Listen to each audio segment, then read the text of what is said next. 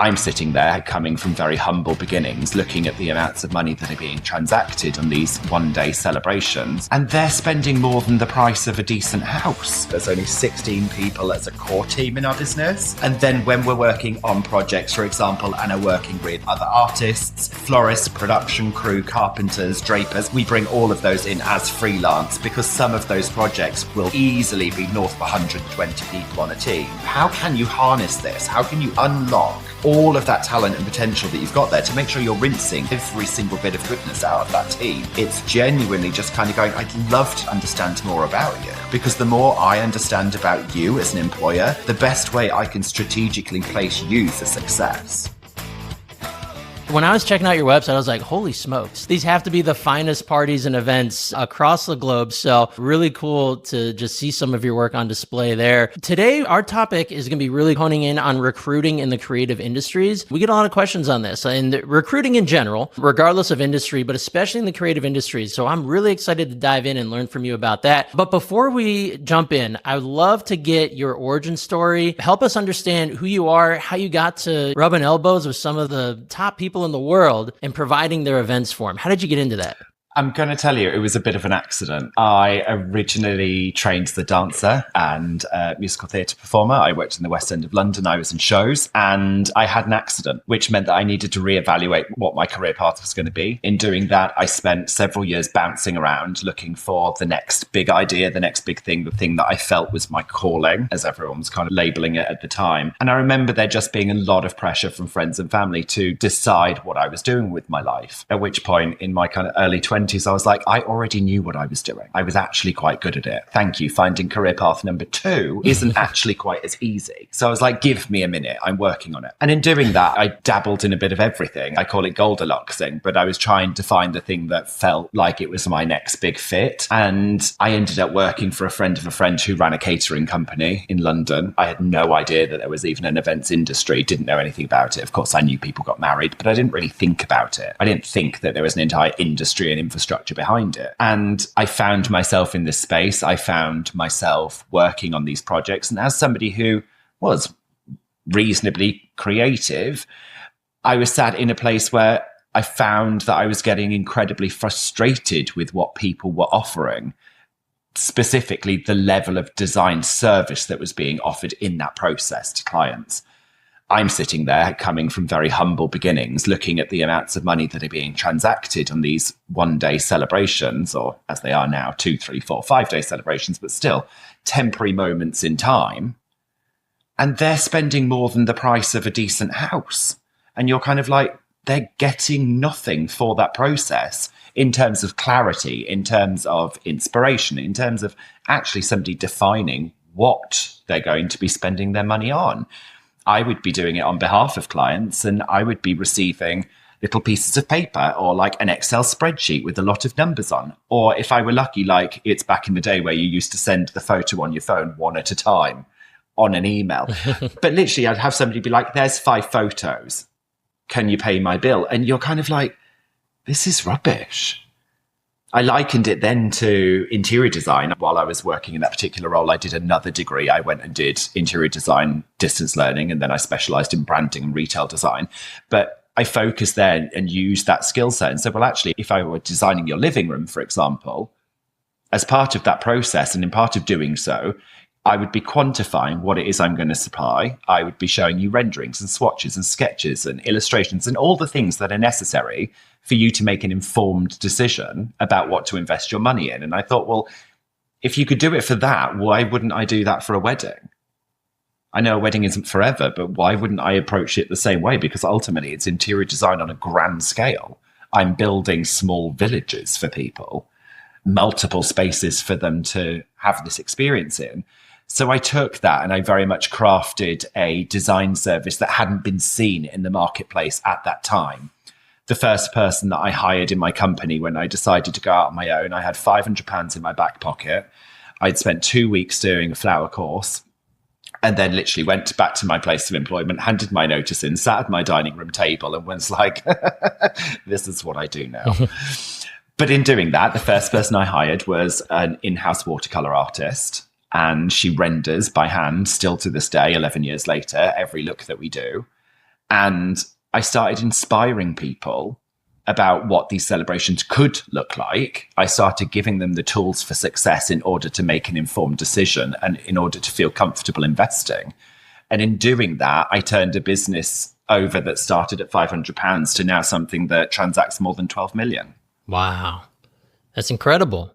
That's incredible. So I'm just curious, from your very first clients, starting with the 500 pounds in your back pocket and transacting 12 million a year, how did you start going higher and higher in terms of, the clientele that you serve? Because as we know across the world, there's all levels of clientele to be served. You are serving the top 1%. How did you scale that ladder to serving those and surely having the most extravagant events that you design? It's interesting. People have often asked me, like, when did I become good?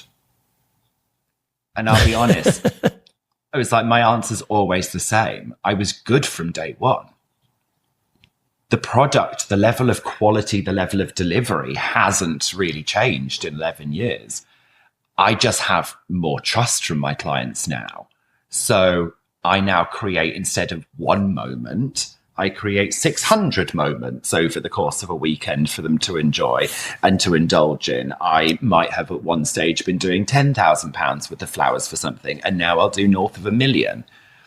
I didn't become good at it, though. I wasn't rubbish in the first place. I just didn't have anybody that wanted to give me that much money and that much freedom. So I had to earn that by being consistent, by building that level of confidence so that somebody feels very, very happy signing over that amount of money to me, knowing that I'm going to be able to respect it and look after it. And it's step by step. You don't start on day one by serving the top 1%. You work your way towards it, right? I love your point on I was good from day one. We knew what we were doing and our skills and our talents showed through on day one. It's just a matter of it takes time for more and more people to see it, to experience it, to, start referring more people to you. Yeah. And it's just a gradual process. Absolutely. And I think, and it's one of those things that definitely is a space where maybe I did somebody's dinner party for 10 people at home. Now I'm doing their son's wedding several years later. But because that relationship has been fostered, it's been cultivated, but that trust has also been built. Mm-hmm. Exactly. And you never know who other people are going to know too, right? It's, even if you're doing this, and I say this to a lot of entrepreneurs, especially when you're starting out, take the small jobs or things that you don't think you should do or that are a waste of time. Because even if it's a small $500 gig, you never know who that person knows or what they might need later down the road. It might be 6 months, it might be 1 year, it might be 10 years down the road. And I think that example of the wedding is perfect. Going from a dinner party to a wedding, having that connection made a huge difference. Totally. And I think actually one of the really big things that actually frustrated me with others when I worked in that different position, working for somebody else sitting in that space, was the fact that I might have a client in that moment that if they had a large price tag over here and they were like, hi, I'd like to drop X amount of money, I can ring anybody I want and they'll pick up that phone. If I need a favor over here for a smaller little private dinner party, I just need one table doing. So some of those same people were like, no, not interested. Don't call me if it's less than this amount of money. And before I'd even made the decision to go out on my own, I just thought, what a short-sighted thing to do. Because I just was like, surely one feeds the other. So many people ask me, like 11 years later, what my minimum is, for example, and I don't have one. If you want me to do £1,000 worth of something, and what you want is £1,000 worth of something, I will absolutely do it for you. Because starting that relationship at whatever stage in the game that you might be at in your life's journey, or in that little moment that you want something, is an opportunity for me to foster a relationship that will ultimately last if I do my job well. The thing that I won't do is if somebody comes to the table wanting £1 million worth of ideas and they'd like to spend 100 grand on it, that's not realistic. So I'm not the right vendor for you in that moment. But if you're coming with realistic outlook, I'm here for whatever that value is. No one job gets me more excited than the other.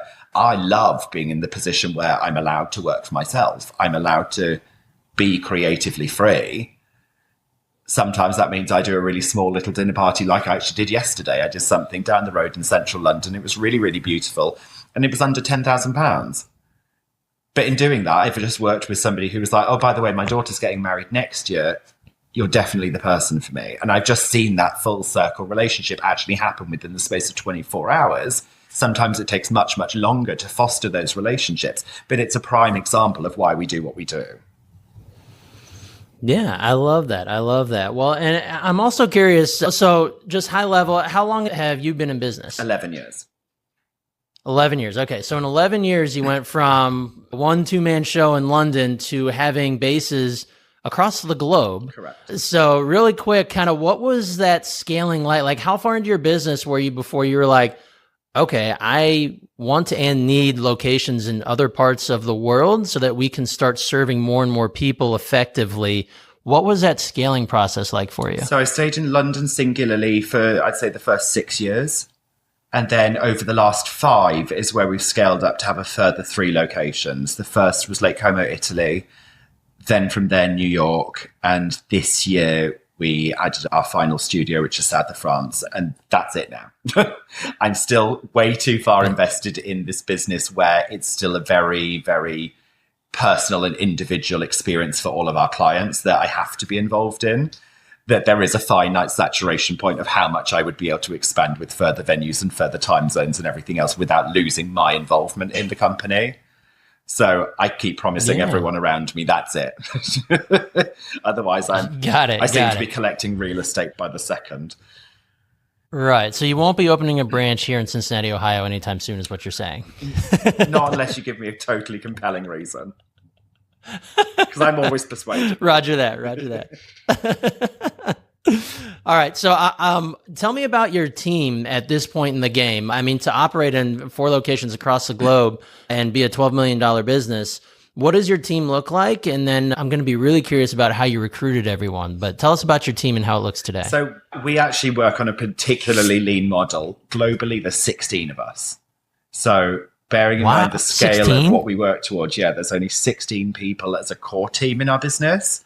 And then when we're working on projects, for example, and are working with other artists, other florists, production crew, carpenters, drapers, we bring all of those in as freelance because some of those projects, we will easily be like north of 120 people on a team. And then we'll go right back to contracting, going back to our day-to-day activity. And my business model's lumpy. The second you have a project, you have an emerging need for a lot of bodies because what you're doing is you're creating for a very finite moment in time, in some instances, a small village. Yeah. And then by Tuesday of that next week, you're like, oh, not working again for another couple of weeks. So it's just not something where you can hold those members of staff on indefinitely. But it's where I really then have actually kind of taken that as a designer to really try and matchmake for clients individual and unique experiences and looks and feels for each one by cherry picking the best artisans that I know exist in that space, bringing them together for a moment in time. And then on the next celebration, bringing a different group of people together. So no one experience can or will ever be the same again. Wow. Okay. And that's what leads to, the once in a lifetime experiences that your clients obviously will shell out for and desire. Absolutely. At the highest levels. Absolutely. But it is one of those interesting things that keep it from, even if you're working with the same designer, it's a case of how does each one look or feel very, very different. And it's not just about me. It's about the fact that I might be art directing that for you, but the group of people that I'm pulling together that is your team that you're working with, some of which are internal, some of which could just be a beautiful ceramic artist or something that I found in the south of Italy or a fabric maker that I found in Paris. Those people will come, collaborate, work on something very, very special for that moment. And then we'll go back to their day-to-day activities and never, ever will the twain meet in exactly the same way twice. Wow. Okay. Well, that's pretty incredible when you put it that way. There's no better way to lead to a perfectly curated experience outside of that. All right. So I think this plays perfectly into what we're talking about today and what we want to zone in on, which is recruiting in the creative industries. So I know you have a very different way that I think a lot of people that are listening today might not be familiar with. So I want to start by asking you, when you're curating a team, and I guess I should preface this with, is this also what you put into play when you are bringing together those freelancers or the artists or the people that you're building a team for a very specific event? I presume this includes that as well as your own internal team. 100%. Is that accurate, first of all? Yeah, 100%. Okay. And actually, it's something that I remember probably about 9 or 10 years ago, at the very, very start of my business journey. I went to a talk where somebody had touched upon this very, very similarly. And I was so intrigued by what was discussed in this moment that I took that away with me. I spent a lot of time considering the psychology behind the team that you create, and by anthropology in itself, that I was like, I find it fascinating to explore this kind of area, but it's then been something that I've really applied into how I pull and art direct those people together in my own business by looking at 3 kind of key areas. One is Chinese zodiac. What is that cultural lens and that kind of team energy coming together? The second is your personality colors, the type of personality traits that you bring to a team energy. And the third is ways of learning and the ways that you can present information to get the most out of that team. Awesome. Okay. So this will be very new to me as well. So I'm super curious. Let's start right at the top with the zodiac. Okay. Can you kind of give us a high level overview of what that is in case others out there don't know exactly what that is? And then I'd love to hear how you actually put that into play when you're doing your recruiting. Totally. And I think first and foremost, we'll say from a scientific standpoint, large scale studies show absolutely no evidence that birth signs, whether Western or Chinese zodiacs, has any casual link to your personality or performance. So I'm not actually therefore going to say to you, for example, hire only dragons or never hire a rooster. That would be unethical and discriminatory. What I am saying is that the zodiac gives us a shared language of archetypes. So a playful, culturally rich way to talk about energy, strengths, and blind spots. And the way that I will use that is as a reflective framework. So let's take a couple of examples. Dragon personality in a Chinese zodiac is often described as visionary, charismatic, ambitious, big energy, big ideas. An ox, on the other hand, is associated with reliability, endurance, steady hard work. A rabbit, diplomacy, sensitivity, tact, and harmony. And a monkey, for example, is like curious, mischievous, clever, likes to improvise a lot. So there's some very literal descriptions there. We're not taking that literally from what it is, but what we're going to do is start to kind of say, in this archetype, who's driving the big vision in this team? Who's holding the line when things get tough? Who's reading the room and maintaining harmony with our clients, or who's experimenting, improvising, and solving problems? So it's really more about an energetic balance. It's not about stereotyping. I would, for example, as a founder say, is my leadership very, very dragon-like? Is it visionary? Is it fast-moving? Like, where's the ox in this? Who is in control of operational day-to-day? If I've got a team, let's say, that is full of rabbits, I might have a very wonderful, broad team of, say, like kind, diplomatic, harmonious people. But where in that is my tiger, the person who's going to make the tough call when it comes to managing or up managing to that client? So I'm not checking what your birthday is in an interview, but what I am doing is I'm diagnosing gaps in the energy that already exists in a team that I have. And then when I apply that to recruitment, I'd be looking at something like, we've got plenty of visionary energy in the team already. What we're missing is someone whose natural comfort is in structure, detail, and finishing. So let's optimize the job spec and the role, and let's maybe look at a way that we can find the dynamic that we're missing. Instead of asking Right. for looking for someone within, 3 to 5 years experience of such and such, that's broad, that's not specific.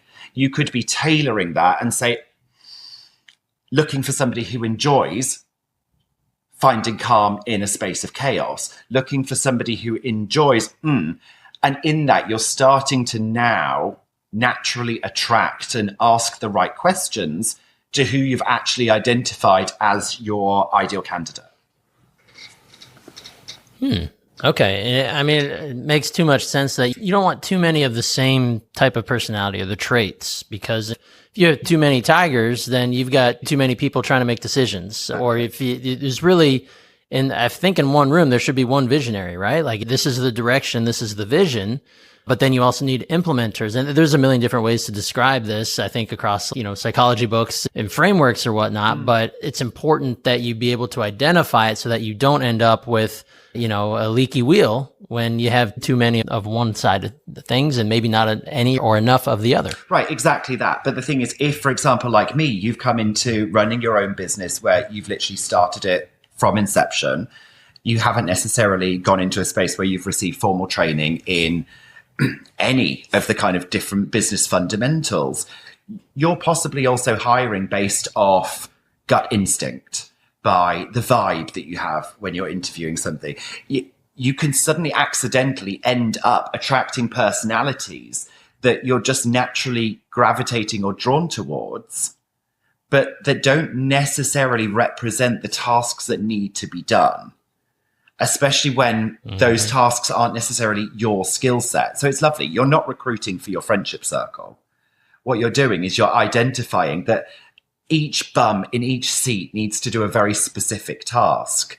And actually, for all of those wheels to harmoniously turn, you need, just like you do in terms of personality colors, you need a really broad range of all of those things. That's why, again, you're not saying, oh, don't hire somebody at all.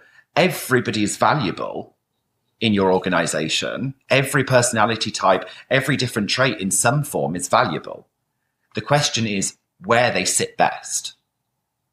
And if you, for example, start by self-reflecting and looking at what your personality type is, and then kind of going, okay, from there, if I'm the leader of the ship, but let's say my personality naturally might not like making decisions, you might need to look at putting somebody that runs your day-to-day business operations ahead of you.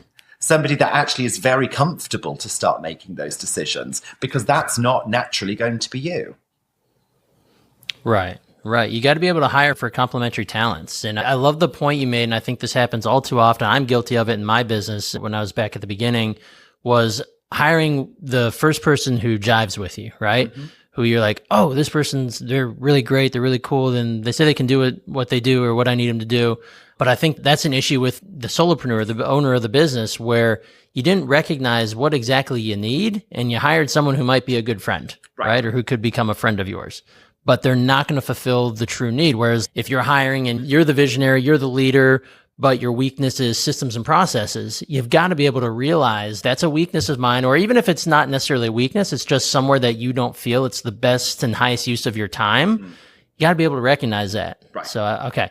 All right. So the zodiac symbols, that's a pretty cool. I had not heard of that way, using that to hire. Let's move to number 2, the personality colors. I am not familiar with this at all. So introduce us to personality colors and how you use that for your hiring. Okay, so this has had more psychological studies behind it. It's something which sits in mainstream psychology more. And this concept of personality colors, you've got 4 main categories. You've got red, blue, yellow, and green. So dependent on, and there's multiple quizzes and things that you can get your team to take out there. You can literally Google for these. You can do it for your own amusement and just for your own self-reflection. But I'll run you through the main ones. So like kind of red, known for being decisive, direct, action-orientated.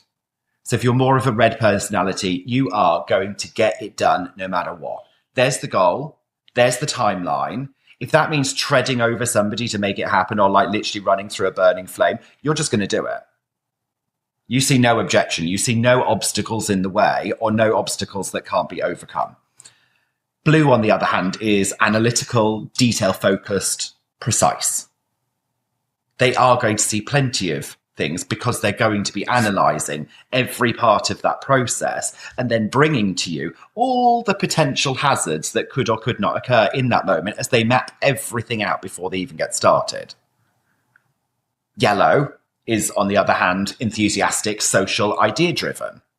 So the idea of specifics for that personality, less important. Green is supportive, empathetic, and harmony-focused. They care about what impact the actions of somebody, either themselves or somebody else, has on another person or being.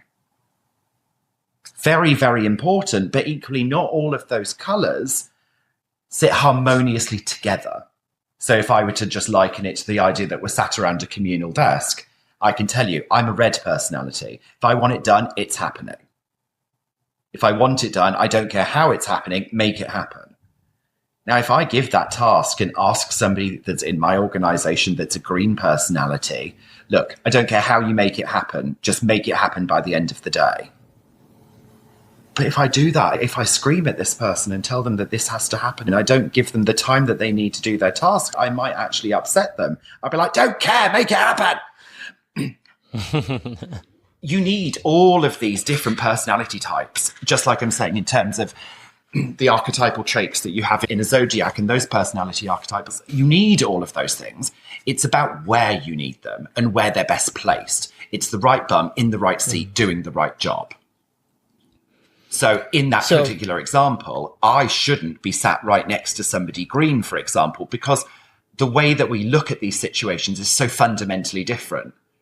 I need to break myself up and sit a little bit further away from that person and probably put a couple of layers of a different colour in before that information gets to them. So by the time it does get to them, it's disseminated through somebody who's maybe going to deliver the information and the requirement to them in a way that they're going to best be able to understand it and receive that. Okay, so for personality colors, this is more of almost, maybe musical chairs isn't the right term, but it's making sure that if, you know, and I guess, is it kind of positioned to where red is kind of, would it be the leader of the group of colors, meaning this is a person who knows what needs to get done and then disseminates how it's going to get done, and then the other colors need to be arranged in an order to make sure that it happens that way? Or is it more of any color can kind of take a lead on something, but it's just absolutely matters exactly what color is positioned next to that one? Does that make sense? I think it's a combo platter. It's partly about, say, where they're positioned organizationally amongst one another, and also the task that you want them to do. Because yes, red is typically top of the tree, but that doesn't mean it's the only place for red. And that's why also it's a bit of a combo platter of taking this and not taking it verbatim. We're not just saying, oh, you're red, this is where you sit. It is about looking at, for example, your personality traits, the ways in which you also receive and like to provide information, which is what we'll touch on, and also this. It's kind of all of those things really combined, because archetypally, your Wolf of Wall Street is a red tiger. Absolutely decisive. You can imagine what a tiger's like if we liken it to other animals in the farmyard and say that you've got a rooster, a bunny, a goat, you've got a tiger. Well, which one of those is going to eat you? Fierce, going to get things done. Red personality, absolutely laser focused. This is what needs to happen. Right. So you've got that at the top of the tree. Now, if I, for example, pop in second place in that little hierarchy a really cute bunny next to them, and bunny is number 2 in line, there's absolutely no chance bunny is going to survive the month.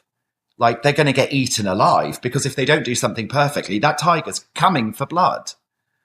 Whereas, for example, like my personality is an ox, and I'm typically known for being very good as actually a number 2, not necessarily a number 1. As in, I could sit very happily next to a tiger personality because I'm this big, giant ox. You could throw a tantrum with me and you can come at me and you aren't moving me. I'm reliable, I'm stable, but I'll take the brunt of everything you've got to throw at me. But then what I'll do is I'll disseminate that information in a much kinder, nicer way to the other animals in the farmyard. And if we start using that kind of analogy of thinking about how those sit, it does all start to kind of very quickly make sense as to how these things sit in that kind of organizational structure. And that's where there isn't anything about status. It's not about better or worse. It's just acknowledging differences that we all bring to the table. And I find that just discussing this quite openly amongst my team, using colors or animals or references that they can understand helps them be more mindful to the people that they're around and where they see themselves fitting in and how they see themselves interacting with others. Well, I mean, lining this up, it's a catalyst for a happy team, right? Mm-hmm. Like when this is in disharmony, you're probably going to lose people. There's only so long that they're going to put up with, being the bunny next to the tiger, right? Like it's going to be oil and water and it's not going to last. And that's a recipe for disaster for your business because then you're just stuck in an endless hamster wheel of trying to find new people to man the ship there. Right. But on that, exactly, this is the thing that then in turn limits growth. So this is where actually looking at this, it's not necessarily just in its own right delivering you growth by virtue. It's ensuring that your team doesn't burn out, that your turnover level there, you've got a harmonious team who are respecting one another, who are coming into a space energized, but also they're being set up for success in the responsibilities and duties that they're being asked to do. And in doing that, you're seeing natural organic growth in your business. As you can take on more projects, the efficiency level continues and that experience level continues to develop. So especially in creative industries, you're not constantly recruiting again for another creative and then having to spend 6 to 9 months nurturing that to get it in line with your brand values, to get it into a place where they know and understand your clients and the nuances of the things that they want, just to then take all of that information and go somewhere else. Yeah, no, that'd be the definition of insanity.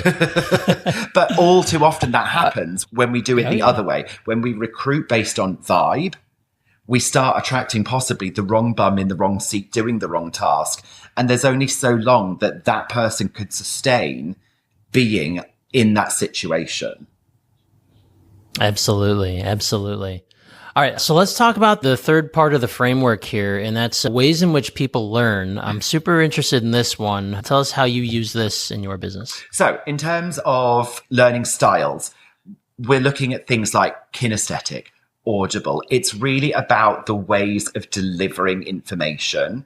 And again, it's not going into a space where we're saying, okay, you're a kinesthetic learner. The only way I'm going to get you to do anything is by just, here's a task, do it. It's about measuring those things together with what we've just been discussing and applying that into how you deliver information and maybe brief your team, for example.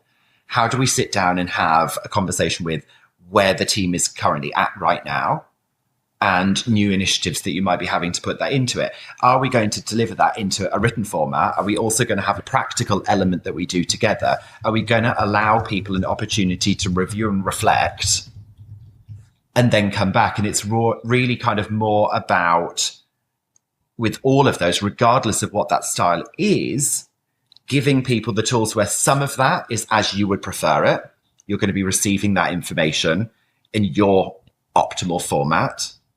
But also I'm going to encourage you to then work in other people's formats so that everybody as a team collectively feels like they're getting the information that they need to get and everyone's been communicated with effectively. What are the learning styles? You say kinesthetic, audible. So we've got visual, audible, reading and writing, and kinesthetic. So it's really how people prefer to take in information. Right, right. And I mean, that's a huge part of this because if you're an audible learner and you're being just given a list of instructions to go handle, or I mean, maybe you could provide me a better example of having provided a certain type of learner with the wrong way to do things for their style, you're just setting them up for failure. Right. But I think what's also really, really interesting is so often what we do is we communicate what we require from somebody else in the way that I like to receive information. It's your default setting. And actually, it's really interesting. Promise you this evening, go away, think about it, and literally check yourself when you go and say something in haste. And you'll probably have done, for example, like this is what I would do. I will, in the morning, I will make an ordered list. As a red personality, I love a bullet point. I love something that's to the point. I will write a list in priority order of everything that needs to be done today. The most urgent is at the top. The least urgent is at the bottom. And I think that that is the perfect way for somebody to receive the information. So I can send that to one of the members of my team. And it's taken me years. I was shocked. Why can I send that list? And then I find that the first thing they do is the bottom task. I was like, how is it the bottom task? I just told you the top is the most urgent. I've done all the hard work for you. I've told you exactly what you need to do. I just literally need you to follow the instructions. I'm like, how is that not clear for you? And I remember learning that that's not their learning style. That is not the way that they want to receive information. And so I really have to then, I've tried to reprogram myself to be aware of what the other people's learning style is within my team. And I tailor the way that I give instructions to the way that they prefer to get it. So if you're audible, I'm going to call you. And I'm then going to bear in mind how you like to receive information, what your color and your personality color is like. If you're very analytical, I'm going to be mindful of that as I give you your instruction. If you're somebody who is more excitable, I'm going to tell you exactly what your contribution's going to yield. I'm going to literally give you the whole backstory. I'm going to be like, right, let me tell you a little story. So this morning started off like this. This is how we're going to do this. And I'm going to wind you into a space where I painted the picture. Because that's how you want to receive that. And in doing that, as you start to look at it and disseminate it within the different members of your team, it's not about you projecting the way that you want to actually receive information. It's realizing how other people actually want to receive it and being sensitive to that in order to truly then get the best out of them. Wow. Okay. What an unlock here. Is kinesthetic, is that where that's someone who prefers to learn by doing? Yeah, done by doing, right? Yeah. Okay, that's right. That's right. So, for example, so I might tell you what I need you to do, but you're literally going to physically go through the process of doing, and then you'll be like, oh, got it. Muscle memory, like it's in there. Got it. And I think I've always been a kinesthetic learner where it's like, show me how to do it once, literally help me do it this one time, and I've got it down the next. Right. Like I'm learning on the job, yeah, right? Exactly. Yeah. Okay, so we've covered the top 3 pieces of the framework here, and this is really eye-opening. I think it'll be eye-opening for a lot of our listeners today.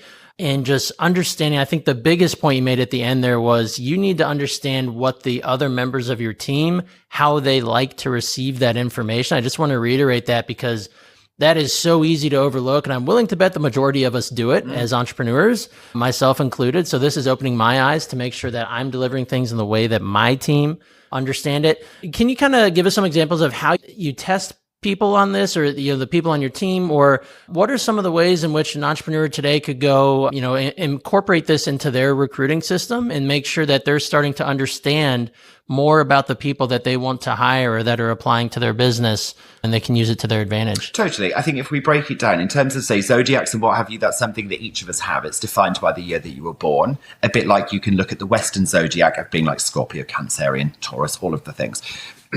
I find it particularly useful looking at Chinese zodiac. I do think that those personality traits there tend to lend themselves quite naturally to those people. So as a tool for exploring those and opening up also that conversation with your team, I think it's quite a nice way of doing it. You can literally ask those people what they are. You can look on their date of birth. And also you can then maybe choose an opportunity to start that conversation by sitting around as a group, as a collective, and having a little chat. But you can also start applying that maybe to your organizational structure of just making a note of what those animals are in your organizational structure and seeing what you're playing with. In then terms of personality colors and ways of learning, people often know which they are, but of course there are also tests out there widely available that you can literally Google. You could ask people to take just to understand what that is. And none of this is about selectiveness at all. This is really opening up only a conversation of awareness of what skills are in your team and trying to unlock and make sure that you're really harnessing the very best of the people that you've got under your umbrella. There's no right or wrong answer here. It's really just understanding, as we're talking about, what are those things able to do for you? How can you harness this? How can you unlock all of that talent and potential that you've got there to make sure you're rinsing every single bit of goodness out of that team? You're paying for them to be there. So let's get the best out of this. In terms of personality colors, there's lots of tests that you can do online. That's probably the fastest, simplest way of doing it. Multi-question thing, you'll start to gauge an awareness, but also what you could do beyond that, explain to your team what these different colors represent, what those traits tend to be. Have an open conversation. I could do this with you, and you could be like, well, I think I'm red. You know yourself. You could be self-reflective in that moment. Again, it's not a test of right or wrong. It's genuinely just kind of going, I'd love to just understand more about you. Because the more I understand about you as an employer, the best way I can strategically place you for success. Okay. And do you find that, I guess, is it possible to where if you go into bringing on a new team member and you kind of know that you need someone who's a kinesthetic learner, or that they need to be a tiger, or that they need to be, the color red, or, insert color here. I guess my question is, where's the line between instinct as the business owner and meeting with a person? And I guess maybe I'm talking more about the vibes again too, but then understanding that, man, this person, they seem like just an incredible fit, yet their personality type doesn't necessarily match what I'm looking for, or I already have X amount of this personality type on my team. Do you trust your gut in a scenario like that? Or do you trust the personality test and know that even though this person could be an incredible fit, I know that there's going to be clashes because of their whatever you're designated as? Well, I think moreover, before I got to that place, I would be using this as like a brainstorming tool. So let's say, as you're looking at a gap that you might have in your organization, you might be sitting there and saying, do we need more dragon energy? As in, do we need somebody with some vision, boldness, risk-taking for this space? Is that what we're lacking in this moment? Do we need more stability, grind, persistence? That's more of an ox personality. Do we need some diplomacy, sensitivity, client care? Like if I'm looking to fill somebody in a customer service position, I might need somebody that's more rabbit energy, diplomacy, sensitivity, client care. So what I'm saying is, as a brainstorming tool, before we've even started looking at a candidate, what is it that we need?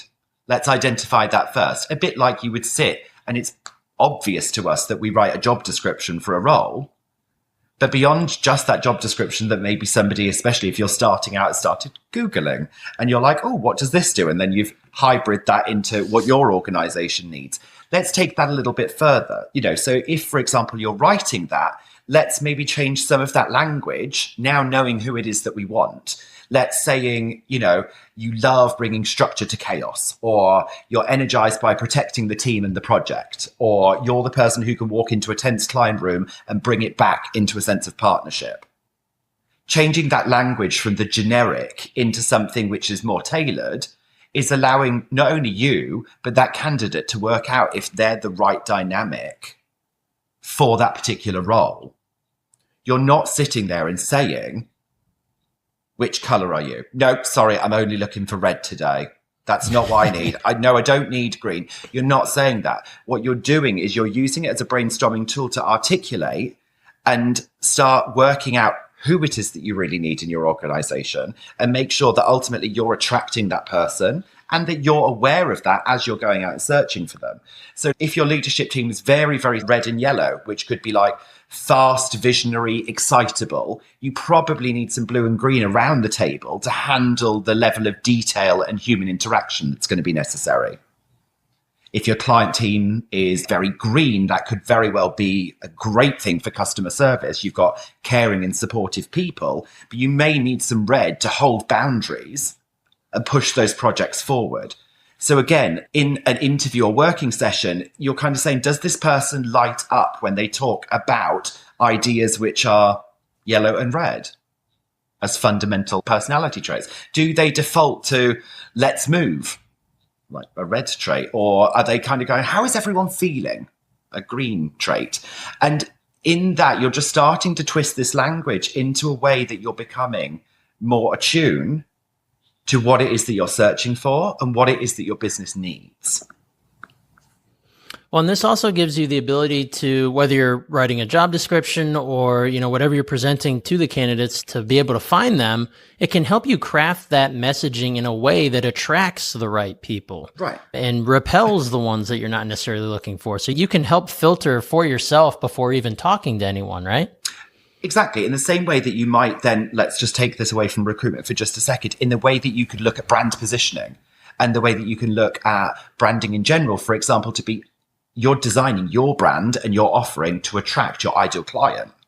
In order to do that, you're starting with a brainstorming of acknowledging fundamentally in my business, who is my ideal client? What is it that I'm looking for? Who is the person that I want to come to me?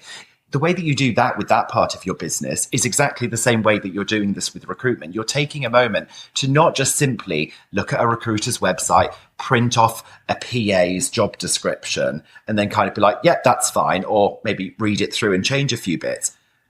You're taking it another step further to say, take an hour, think about it. Who's already in this room? What type of person do you want? So that actually the candidate that you want to be that ultimate PA, you need a decisive, go-getting, gonna move things forwards PA. Right, so I need somebody like in more of a red capacity. Great.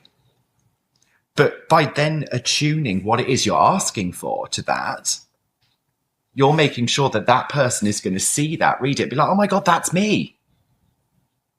Are you this person? That's me. I'm ready. Yeah. They're coming to the role and you're kind of going, that person's brilliant. Absolutely brilliant. Learning preferences is actually, it's a little separate to the 2 points here that we're discussing, i.e. you're not making a decision solely based on somebody's color or zodiac, as I've said. But learning preferences has got nothing to do with that because you're not, for example, going, oh, you're a kinesthetic learner, you'll be great in this role. For me, learning preferences is just making sure that you have an awareness when you're managing that team of how people like to receive information. Because, for example, if you've got somebody who likes to think aloud, you're going to have more conversation or Q&As around a table than you are handing out visuals. Those visuals aren't going to be as important for them. I think the way you're doing those touch points anyway, you're always going to be hitting some of all of those elements. It's just, I think, more valuable actually for your team to start almost thinking about this notion, if you were to drop this into a meeting as just a talking point, for them to go away as we've done today and say, do you realize that most people deliver information in the way that they want to receive it? And actually not in the way that somebody else does. And you kind of go, God, I never thought of that. And the second you do, you start going, oh, that's why my assistant never does what I tell them to do in the order I tell them to do it. Oh my God, this makes perfect sense. What are you trying to say? That's not useful to her? And you're like, oh my God, this is like life-changing. What do you mean she would rather I pick up the phone? Okay. And then suddenly in doing it, I promise you, you unlock this moment where suddenly the information that you've been asking to receive and wanting to receive is coming back to you like you've just spoken another language. Mm-hmm. Well, Larry, this is probably a good place to land the plane. I know you're a busy guy. You probably are busy, planning Taylor Swift's and Travis Kelce's wedding or something. So I am working on I don't that want to one. keep. I am working on that. Yeah, fingers crossed. I'm manifesting it. Let's put it that way. Okay, there you go. Yeah. Perfect. Well, if I could help you out in some way, it's unfortunate I don't know either of them. Oh, Travis Kelce did play football here in Cincinnati in college, but that's about all I got. So I don't know if I can help you out there, but I do hope you land that one. That would be pretty awesome. Larry, thank you so much for stopping by and sharing your time and knowledge with us. This was really cool. It's kind of eye-opening and mind-opening for me as a business owner. So I'm sure and I'm positive that there are plenty of our listeners out there today who are looking at this the same way. So I want to make sure that anybody out there listening today, if they want to check you out or if they want to, I don't know if they're able to contact you or learn more from you, what are the best ways to get more of Larry Walshe in their life? Always on social. So at Larry Walshe against all of the different platforms. And then you've got our website, larrywalshe.com. All right. I love it so much. Thank you, Larry. Again, really appreciate this and best of luck and wishes to you the rest of this year and beyond. Such a pleasure. Lovely to see you.